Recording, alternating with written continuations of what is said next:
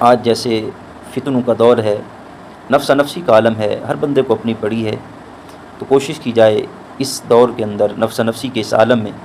ایک دوسرے سے پیار محبت سے رہیں، حسن اتفاق حسن اخلاق کے ساتھ رہیں، ایک دوسرے سے لڑائی جھگڑا نہ کریں۔ یہ مختصر زندگی ہے، پیار محبت میں یہ زندگی ایک دوسرے کے ساتھ گزاریں،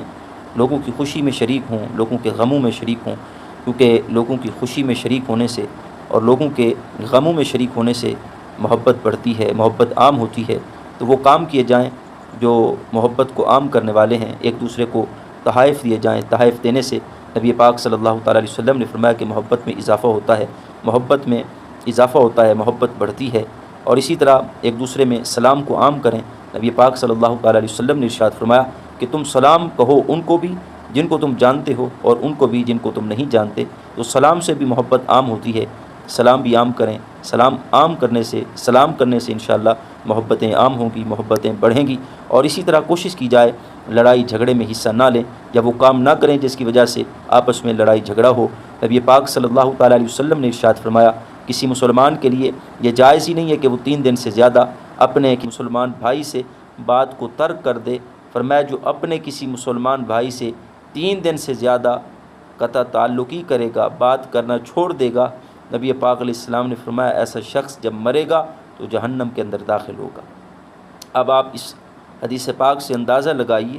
کہ کسی سے قطع تعلقی کرنا 3 دن سے زیادہ، کسی سے جو ہے وہ بول چال چھوڑنا، اس کی کس قدر مذمت بیان کی گئی ہے۔ اگر کسی سے اولاً تو ایسا کام ہی نہ کیا جائے جس کی وجہ سے کسی سے جھگڑا ہو، لیکن اگر بالفرض ایک انسان ہے، خطا ہو جاتی ہے، غلطیاں ہو جاتی ہیں، اگر کسی سے جھگڑا ہو جائے تو پھر فوراً ہی اس سے صلح کر لیں۔ اب بعض لوگ اس لیے صلح نہیں کرتے کہ یار صلح میں پہل کروں گا تو میری عزت کم ہو جائے گی، وہ دوسرا سوچتا ہے اگر میں پہل کروں گا تو میری عزت کم ہو جائے گی۔ حالانکہ نبی پاک صلی اللہ تعالیٰ علیہ وسلم نے ارشاد فرمایا السابق الی الجنۃ، فرمایا کہ جو صلح میں سبقت کرنے والا ہے، جو صلح کے اندر جو پہل کرنے والا ہے، نبی پاک صلی اللہ تعالیٰ علیہ وسلم نے فرمایا وہ جنت کی طرف پہل کرنے والا ہے۔ اور نبی پاک علیہ السلام نے فرمایا کہ جو حق پر ہوتے ہوئے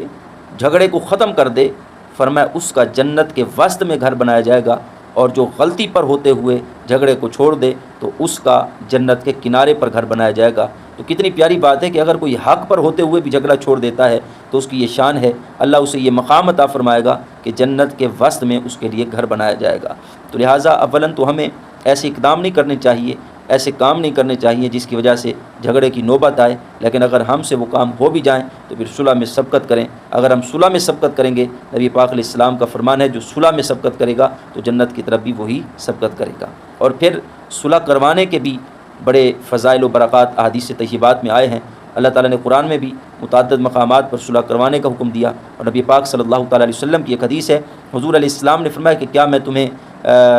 ایسی عبادت نہ بتاؤں کہ جو